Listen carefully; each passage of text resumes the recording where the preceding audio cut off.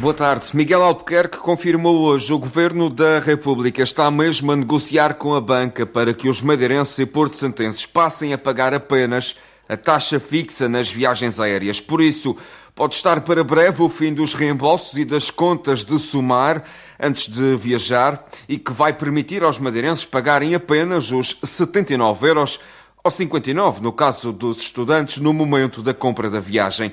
A chave está num cartão de crédito virtual. Quando for comprar o bilhete, o sistema gera automaticamente um cartão que paga à companhia aérea a totalidade do valor da viagem. Desta forma, as empresas de aviação recebem o dinheiro todo na hora, resolvendo o medo que têm de ficar à espera do Estado, mas da conta do passageiro só saem os 79 €. O resto da dívida fica entre o Estado e os bancos. Confrontado com esta notícia avançada pelo Diário, Miguel Albuquerque confirma que o caminho é este: imitar o modelo das Canárias, mas com a banca a financiar o sistema. Como existe em Canárias, vocês hoje trazem essa notícia, de só os madeirenses e os residentes só pagarem o valor facial. Mas isso obriga, obviamente, a um acordo com os bancos para financiarem as companhias, quando isso acontecer. Agora, é preciso começar a fazer um trabalho consistente, não andar a insistir num erro. O erro leva à penalização política. Mas se a solução técnica está a avançar, a guerra política com Lisboa está ao rubro. Miguel Albuquerque reagiu com dureza às declarações de ontem de Luís Montenegro no Parlamento. Para o Presidente do Governo Regional, as exigências que Lisboa mantém, como as certidões das finanças ou o teto máximo, são ofensivas. São ofensivas para a população da região autónoma da Madeira, como essas palavras, no fundo, refletem um certo alinhamento daquilo que é a realidade do que os madeirenses estão a passar neste momento. E nós não podemos insistir no erro. Nós temos que fazer uma retificação, uma mudança substancial daquilo que foi aprovado. Quer esta exigência absurda das certidões, das finanças e da segurança social, quer o teto para a viagem de sentido único, que vem trazer constrangimentos enormes às famílias que têm filhos a estudar no continente. O líder do Governo Regional revelou a esse propósito que já falou com toda a gente, incluindo o Primeiro-Ministro. Tenho falei com o Ministro, disse que eu era absurdo, já falei com todas as pessoas que era preciso falar. Insistem nos erros. Inclusive com o Luís Montenegro? Ele já sabe, porque já foi transmitido. Já falou diretamente com ele? Falei no Conselho de Estado e isto agora tem que ser mudado. Mas se persistem no erro, a única maneira de mudar é levar a lei à Assembleia da República e ser aprovado. A fechar estas declarações proferidas pela manhã, Albuquerque fez ainda um diagnóstico político. Acusa o governo de Luís Montenegro de viver numa bolha e avisa que esta teimosia com o subsídio de mobilidade está a destruir a imagem do Executivo Nacional na região. O cerne da questão é não perceber nada disto. O cerne da questão é político. Pode chamar tarifa, pode chamar subsídio, pode chamar a lua, o sol. Há aqui um problema que é este. Nós, neste momento, tínhamos um sistema que, apesar dos seus defeitos, funcionava e estava a funcionar há bastante tempo. Introduziram mecanismos no sistema que não são admissíveis do ponto de vista constitucional e de discriminação dos cidadãos da Madeira, como são muito mais complicados e são limitativos daquilo que existia. Portanto, é preciso adaptar a lei para aquilo que é uma realidade. A pior coisa que pode acontecer na política é quando você está no exercício da política, viver numa bolha. Tem que olhar para a realidade. E nós estamos a lidar com a realidade. E o descontentamento que isto está a gerar está a penalizar imenso a imagem do Governo Nacional. Entretanto, parece estar encontrada a solução para o subsídio social de mobilidade. O Governo da República, como demos nota, está a ultimar uma solução inovadora que envolve a criação de um cartão de crédito virtual. Ao que tudo indica, este mecanismo será integrado na plataforma digital que já conhecemos.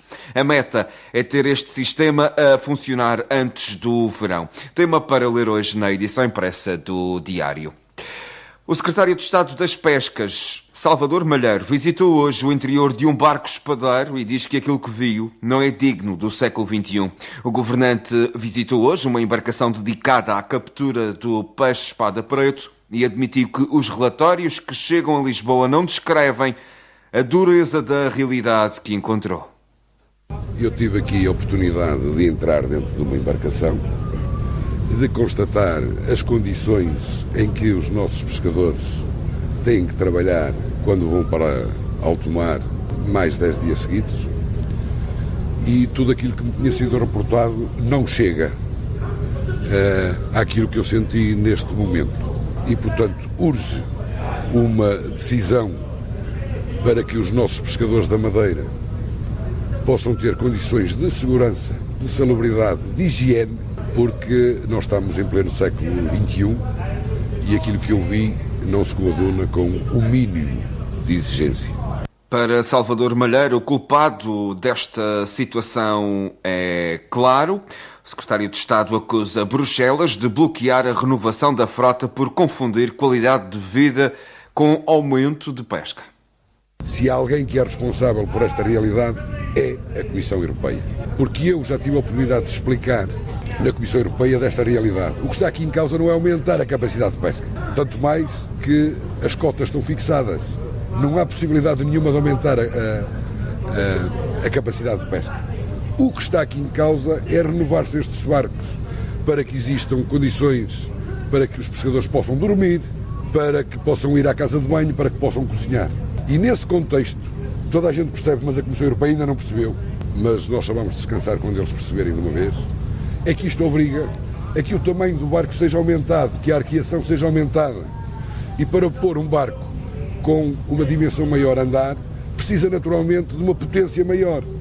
E contrariamente àquilo que a Comissão Europeia preconiza, que faz de imediato uma similitude entre aumento da potência com aumento de capacidade de pesca, nós temos que explicar que este aumento da potência e da arqueação se deve apenas e só à melhoria das condições dos nossos pescadores. O secretário de Estado das Pescas e do Mar, que falava esta manhã durante uma visita à Lota do Funchal. Prepare-se, porque a partir de abril a sua ida ao supermercado vai sofrer alterações. Vai passar a pagar uma tara de 10 cêntimos por cada garrafa de plástico ou lata de alumínio que comprar. Mas não se assuste, porque esse dinheiro volta para o seu bolso.